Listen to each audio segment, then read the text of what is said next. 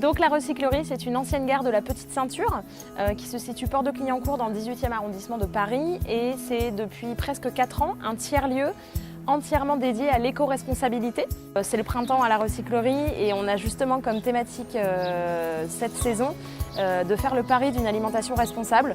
Et donc là, pendant tout le printemps, hier on avait une conférence sur ça chauffe dans nos assiettes et comment on peut calculer le bilan carbone de nos assiettes et comment en fait, en juste consommant mieux, de manière locale, de saison, bio, moins de viande, tout ça a un impact incroyable sur l'environnement, et c'est ça qu'on veut montrer à la recyclerie.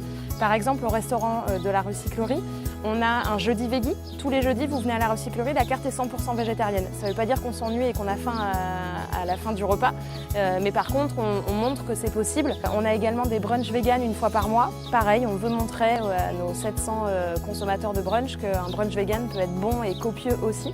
On a aussi une formule locavore tous les midis, où là on a des producteurs qui sont à moins de 200 km de Paris. On a bien sûr une carte le plus possible de saison. Alors, tout ce qui est produit dans le potager finit dans la cuisine de la recyclerie. Tout ce qui sort de la cuisine n'est pas produit dans le potager. Le potager n'est pas assez grand pour qu'on soit autonome. Mais tout ce qu'on produit ici, on a le droit, et c'est bon, on a le droit de le consommer.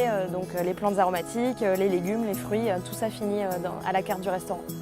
Notre ferme urbaine, elle a 3 vocations, grandes vocations. Elle est à la fois productive, esthétique, mais aussi pédagogique. C'est-à-dire qu'à l'intérieur du potager notamment, on fait beaucoup d'ateliers de sensibilisation auprès de tous les publics, les grands mais aussi les petits.